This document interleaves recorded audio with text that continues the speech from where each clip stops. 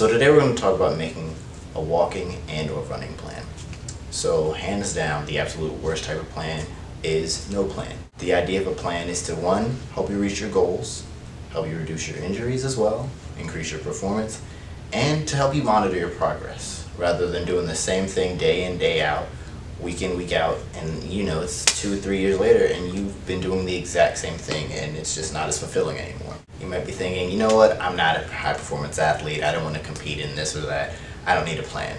Common issues that we see all the time from people who don't plan their workouts or their running or walking plans: shin splints, stress reactions, stress fractures, tendinitises, plantar fasciitis, muscle strains, fatigue, just general burnout. Now that sounds like a really long list. That's the short version. The best way to keep yourself active and to keep yourself healthy is to plan everything out.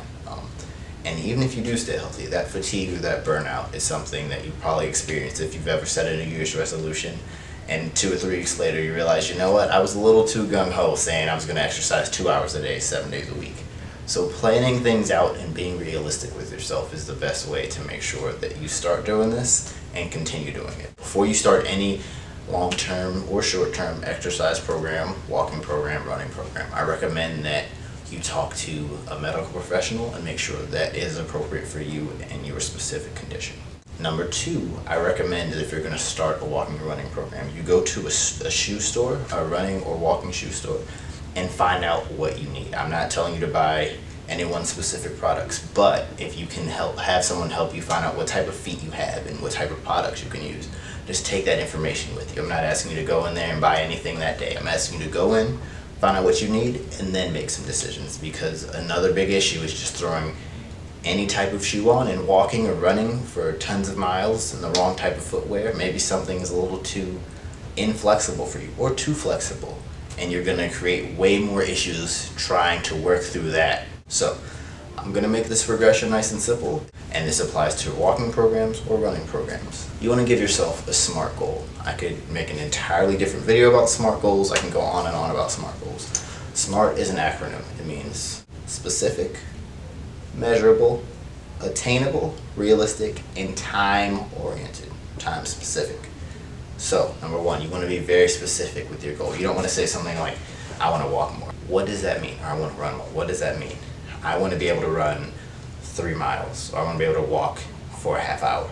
Okay, that's specific. To be specific, you need to be able to measure it, whether you measure that in time, distance, in somehow, way, shape, or form. You need to be able to measure your goal. That's the only way you're going to be able to know if you are achieving it or not. Number 3, attainable. You need to make sure that you can actually complete your goal. And attainable and realistic pretty much go together. I'm not going to tell myself, you know what, I want to go to the Olympics and do the freestyle and swimming next time it comes around. That's not going to happen. I can work as hard as I want to. I know that is not an attainable or realistic goal for me. So I'm not saying not to aim for the stars, but the easiest way to send yourself on a path of an early defeat or to give up is to give yourself a goal that is just far too big too early.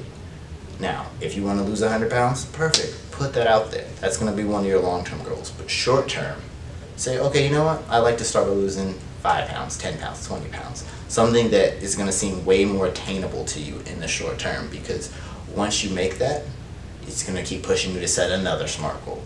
Time specific. It needs to be time specific. I can say I want to lose 5 pounds. There's a big difference in me losing 5 pounds in the next 2 weeks, next month, or the next year. So you need to lay out exactly when you want to do these things, because that's going to keep you honest. Saying you want to lose 5 pounds in a year, you're probably going to just spend 11 months saying, I got more time. Saying I want to lose 5 pounds in a month or 2 weeks, you're going to pay a lot more attention to where you're eating and think actively. And running or walking is the same way. If you say, I want to run a 5K, okay, you're thinking, hey, there's plenty of 5Ks all year round. But if I commit to saying I want to run a 5K in September, then I know by September I need to be able to run that distance and to put in the work to do it by that date. The only time you're never going to fail making a plan is when you're never pushing yourself, and that is not what we want. There's a lot of injuries that can come up if you don't plan. But even if you do, you can see another list of injuries as well. If you do find yourself struggling with this, you have nagging pains, aches, pains, or you know, you just get some random acute injury, you know, and you turn your ankle walking or running, you step off a curb the wrong way, come seek some professional help. If you're having trouble with your walking or running plan, or having strange aches and pains that started after this or even already started, come on down, get evaluated by a medical professional, come to Loudon Sports Therapy Center, call the number or click the link below. We'd be happy to evaluate you and help you get started with whatever it is you want to do.